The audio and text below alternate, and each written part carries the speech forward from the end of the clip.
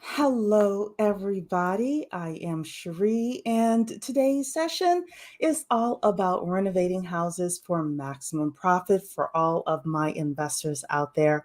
I have a special treat for you. Mr. Will Baxter is in the house. He is a construction and renovation expert.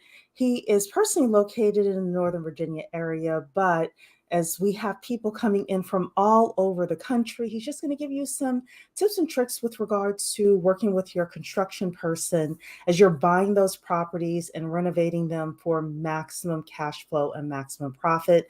So, Will, welcome. Thank you. Thank you for having me. Absolutely. So, how did you even get into real estate? Man, well, real estate for me started as a passion, growing up, really. Always been into some sort of new venture, new effort, new project that I was working on.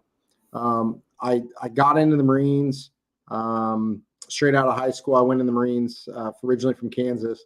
Um, Spent 5 years traveling around, gallivanting around the globe.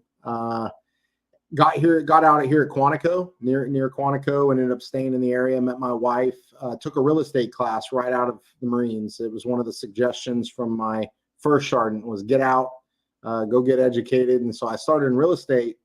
Unfortunately, was pulled back into defense contracting and cybersecurity and other things like that. So I did that for 15, 20 years. I still do a little bit of that on the side, but I focused on real estate since about 2017. I had an IT executive career job, CTO for a nonprofit group in the DC area, and was pulling my hair out.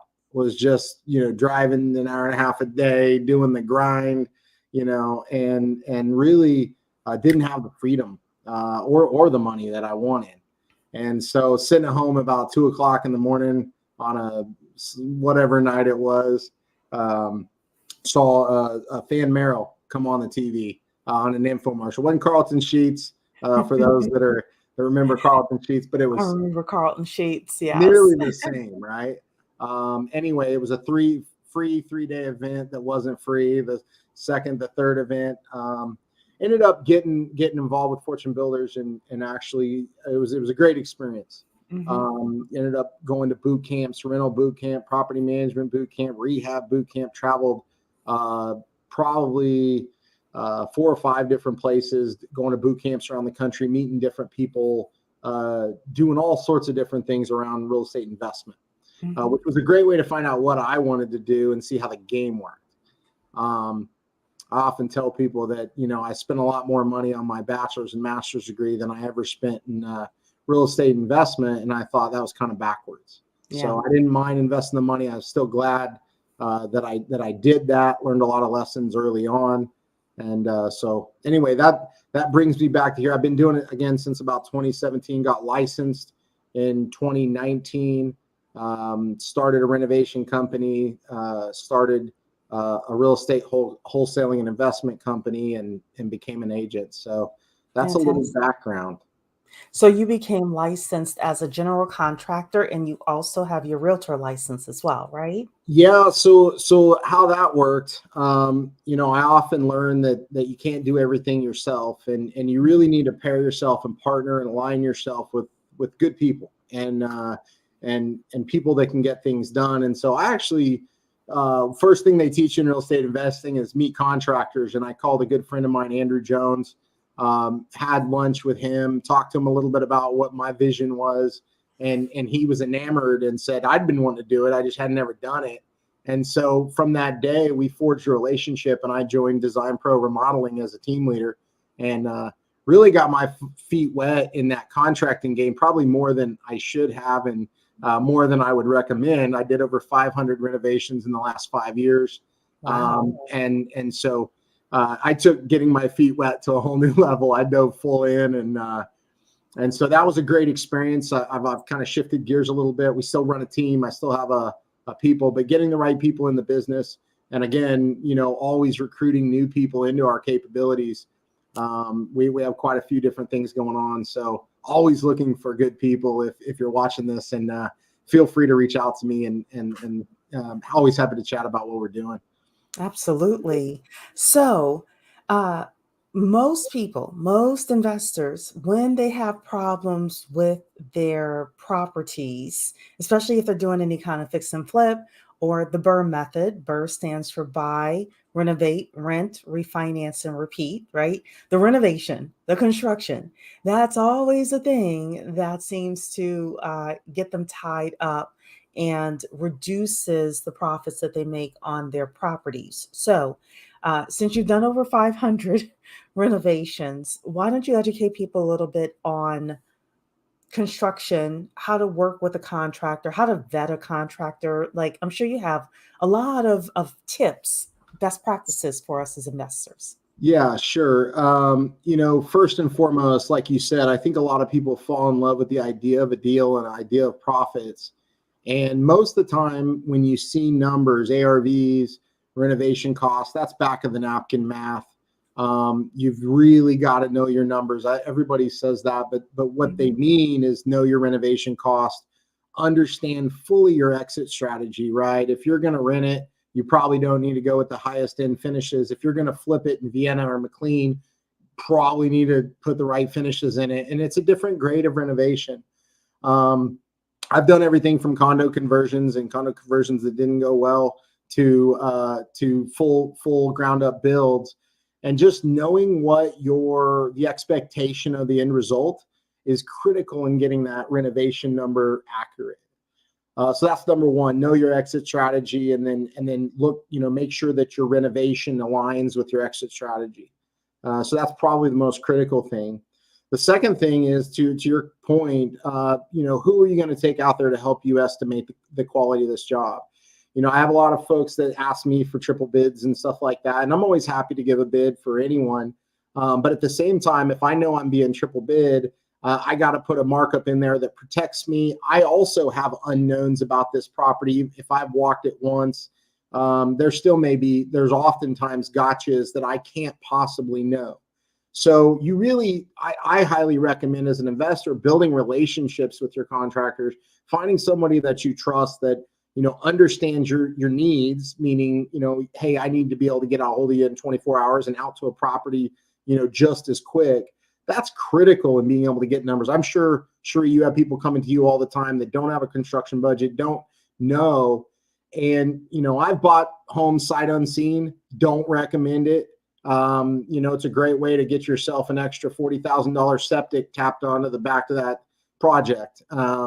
There's obviously ways around that, and having an on-ground team that you trust is a great way to not have to go to the property. But you do have to have trust with that contractor, and also look at them as a partner, not somebody that you just hire for that particular job. I'll tell you that will get you in the biggest heat, is just using a contractor that's there for one job that you don't have a history on. There's always gotchas. And the other big thing is the seams and gaps between your contractors. So you may have a plumber, electrician, an HVAC guy, a painter, tile guys, countertops, kitchen. I mean, name it. There's 20 or 30 people sometimes involved in these projects. And to have one person that can help you oversee the whole thing and watch the seams and the gaps. All of my teams, I've got over 50 subcontractors, trade partners in the DC area, and then a larger network of 65 other GCs doing what I'm doing. We know our teams, and we know that we have an assigned body to make sure that there's not dirt or refuse or debris just left between those guys. They're in there fighting each other, don't want to work in the same space, and we've got a 90-day turnaround or 120-day turnaround. Right. So really understanding the concert that is the symphony that you're going to have to put together in order to achieve a 90-day turn, with as minimal slippage in both cost and timeline as possible. It's an orchestration, and knowing all of those people in advance takes a lot of time and takes a lot of coordination. We have two virtual assistants that have worked with us, one for almost 3 years. She absolutely is the hub of my business. She can do everything from run comps to give me estimate details on the fly, and coordinates with she knows all of our contractors probably better than I do at this point. And so that's a critical part of being able to execute, having a plan, doing the legwork to build those relationships. It's easier to get a guy like me or somebody in my shoes that's built this to be your partner when you're going on a project that may have some risk. To your point, you got to eke out the risk. You got to find the gotchas.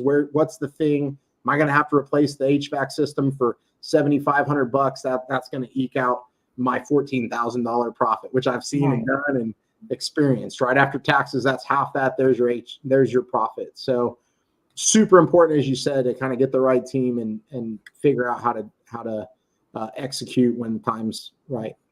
Yeah, and a lot of contractors don't like to work with investors. So let's talk the other end, which is nickel and diming the contractors. Nickel and diming everything. We understand that investors need to make a profit, right? Because this is a for-profit business. But talk to us about the other end, which is how you actually work with a client to make sure you're maximizing their profit, but also protecting yourself as well, and making it a win-win, because a lot of people have gone through contractors where the contractors have taken advantage of them. Yep. Yeah, you're absolutely right. It's a two-way street here. And, that's why I think building a long-term relationship with a contractor or contractors, and I would say most cases you want to do that, is critical, because, knowing that this is a long-term relationship and I'm going to get repeat business from this, that I know that, the whole goal for me is bidirectional transparency. If I know you're kicking the tires on 3 properties, I'm going to give you a rougher estimate than if you got one locked in and we're ready to go. So helping me understand where you're at and how tight the numbers need, what your margin of error is, that's all really critical for being able to turn around and meet your expectations. In terms of getting the right bid and knowing where you're at, like to your point, if I can be transparent and let you know roughly what I'm going to have in terms of a markup, I typically don't get into that, but I do have a little bit of wiggle room. And if I know that this is a long-term partnership, I can get you down as narrow as we potentially can, right? And that's a conversation about, hey, is this the tightest number we can do? Where do you see opportunity? Because the other thing I have a conversation with folks about all the time is, what's your budget? Yeah. A lot of people want to be real vague about what their budget is. And it's like, okay, well, I can sell you a Lexus, or I can sell you a Hyundai. And again, I'm not knocking Hyundai. They're both for their own use case. They're great. So, I need to know what your exit strategy is. I need to know what your budget number. And then as a contractor, I'm not going to float you something double or triple that if I know it's not going to work. And so I can be honest and open up front about right from the beginning, how do I work the highest quality project into that number? And then I can say, listen, we're 20K off here, and that's with my best deal, right? And again, I'm not going to give you my best deal if you're floating me against 3 bids, because I have no idea if we're doing the same scope. Most of the time, they don't even have a scope to give me. I've got to go in there and develop that for them, which is a cost. Now, if I know we're working together, I don't mind doing it, and I'll do it all day long. But I just need to know that what's the relationship? Are we working together? One other option, which I haven't done, but I'm looking to do, I'm eager to do, a good friend of mine and I have talked about it, is a cost plus model, where I'm transparent with my cost and you understand what my markup is. And so I can be a little bit more transparent. I haven't done that yet. It's something I'm eager to, partner with somebody who respects and, gets that I'm going to be a little open on the books. We're going to be more of a partner in that situation. But I do think that there's opportunity for maybe a little more transparency in that model when needed. Yeah, absolutely. So when it comes to people bidding on properties, they want to put an offer in on a property. Obviously, they haven't won it yet. And in this area, it's super competitive. What are some of the suggestions that you have? Obviously, you can't go to every property that we would want to bid on, but do you give people hey, if you're doing rental grade in this area, you want to do X dollars per square foot? Like, how do you walk your clients through that, um, so that they don't get, yes, they don't get in trouble on the back end? Yeah, certainly. So two things. One, we've got teams that can be deployed at any given second. So like, or Okay. any, every day we've got a team that can be deployed to go get scans, 3D scans of a property, bring back square footages and measurements to help us put that together in short order without a site visit. So like without a site visit, I mean, it's somebody from the team. So that's one. But in terms of going through and really making sure that we have a diligent scope, or like you said, sometimes it's got to be back of a napkin math. We can absolutely say, hey, we have a small kind of t-shirt size, small, medium, large, extra large kitchen. Kitchen's going to run you anywhere from 30 to up to 75 or even more, depending on how luxurious you get. So we have t-shirt sizes for bathrooms, hall bathrooms, primary bathrooms. Same for, hardwood versus LVP. There is square foot numbers for those that we'll typically budget. Again, we'll need to know a little detail. How's the subfloor? Do we got to do significant repairs? Are there any structural? But we do have some really good back of the number. Hey, we can put together this townhouse full gut 85 to 110, and based on these components, it's hard to give a rough square footage dollar per square footage number unless you're doing a new build, or a complete gut is even hard, because it's hard to say what's inside the house. How old is it? How much structure? How many walls are we going to remove? Because those aren't really factored into your dollar per square foot number. And I've found that you really got to get a little more refined on that scope and just have a real candid conversation about, okay, what's our outcome? What's our budget number? Reverse engineer into what we can get into that based on priority, right? Another thing I'm huge about is helping people prioritize, right? Where's the highest value?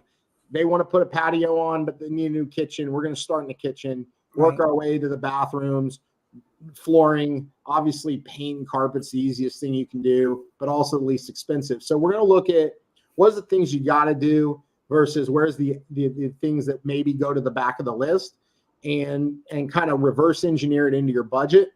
And then once we get alignment on that, then we can start working on selections and kind of a process for getting a fully baked plan before we kick off. Yeah. That's the other thing, having a fully baked plan. Most people I've done it too many times. Bought the house, kicked off the renovation. I've got to wait on cabinets. I didn't pick tile. I didn't have a trim set on time. There's a lot of those things that back you up, and it hurts. Investors don't understand. Clients don't necessarily understand, but not having those things decided delays those contractors. So it ends up costing the contractors, our sub-partners, our trade partners, more money because they had to come back 4 more times to finish that job. And so if you want to reduce friction with your contractors, have a fully baked scope of work. Again, work with them on that so that they understand, and it's in the same language, but have all those selections done. Be ready to make those decisions, or pay to get those decisions made by a good selections coordinator or designer. We work with a number of incredible designers and selection coordinators. I won't do that on my own anymore. As an investor, I want the professional to get me that information. We've got efficient costs to do that, and they're experts at what they do. They're also resources on your team throughout the project. So you're not on your own if this didn't work, didn't fit. You've got somebody there on your team that can help when those decisions come up. They always will, in the middle of the project. So keeping a team assembled and you being the composer of the team, as an investor, you got to realize your role is to build the right team. And even though you may not have a large team, getting the right people on the bus in the right roles is super critical. Even if they're not your employees, we don't have an HR team to refer to and to help us recruit. We're doing this all on our own, but doesn't mean we don't still need the right people in the right roles, executing all in the same direction. So that's your job as an investor. You're a business owner, right? You're an entrepreneur. This is your chosen path. You got to step up and and understand the vision there and lead really. Yeah, yeah. So I will say that, especially for people who are newer, you know, not being quote unquote cheap, but hiring somebody who actually specializes in working with investors and saying, look, I don't know everything that I need to know, but if we can sit down, if we can Zoom, whatever, and like come up with, you tell me what decisions I need to make, and I will make those decisions. Someone like Will has all the checklists, all the forms, things like that. They're going to make sure that you don't miss something. The other thing is that what I do as a lender is I not only look at, hey, you're buying this to renovate it and to rent it out. Let's say we have to start with hard money.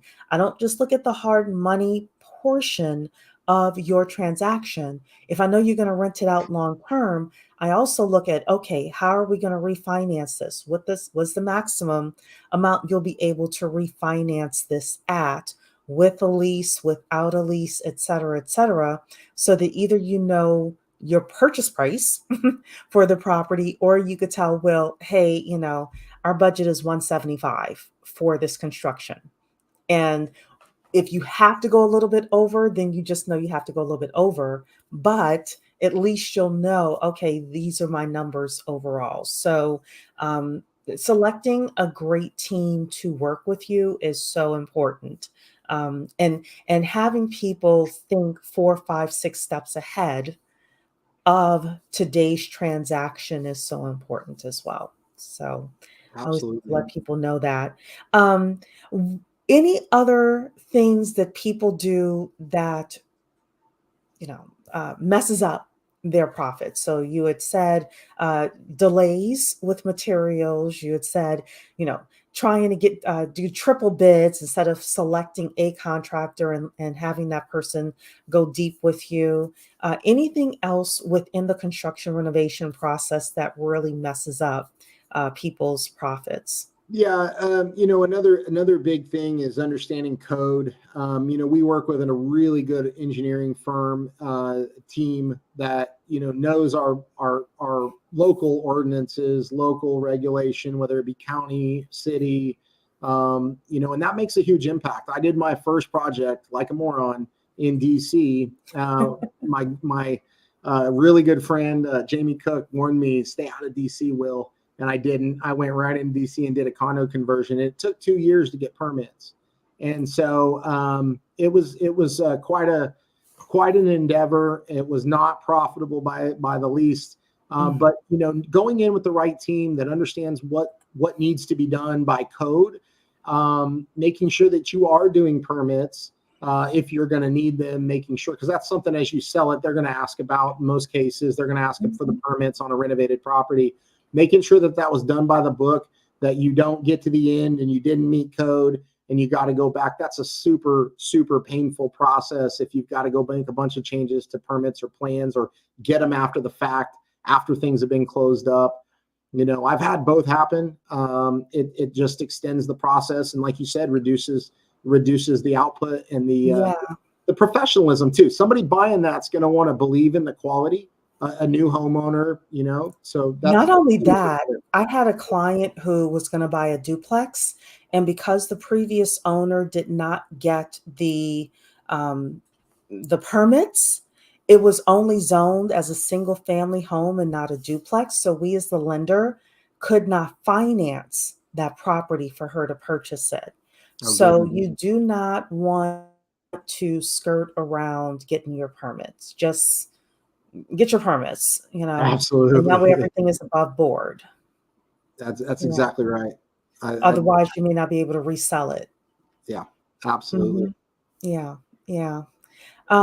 So how can people get in touch with you if they want to know more about renovations? You do ground up construction as well, so we want to let people know that for our investor clients. What are I run a local real estate investment meetup group in Clifton called Grid Clifton. We're part of the CASA group and the Grid community at whole, which gives us access to nearly 40,000 agents nationwide. Will at designproremodeling.com. will.baxter@thecasagroup.com. Find me on LinkedIn, Facebook, Messenger. Always eager to connect with people. Would love to connect, have a conversation, have a coffee, talk about your vision and strategies, how we can work together. I'm always looking to partner with good people to do great things. I'm a huge believer that you're really only as successful as the people that you know and the team that you can go to bat with when it's time to go to bat. And so, those relationships are forged in the downtime. Those relationships are not forged when you got a property under contract. It's too late. Mm-hmm. So, let's build that relationship now and, find a deal together and do many, many deals together. That's the vision and grow together. So. Perfect. So everybody, thank you so much. I'm Cheree of SimpliFunded, SimpliFunded.com, for hard money, fix and flip loans, rental loans, and we are working to help people build their real estate portfolios. So thanks, Will, again for being here with us this evening. And everybody, thank you so much. We'll see you on the next podcast. Take care. Bye-bye. Thanks. Bye-bye.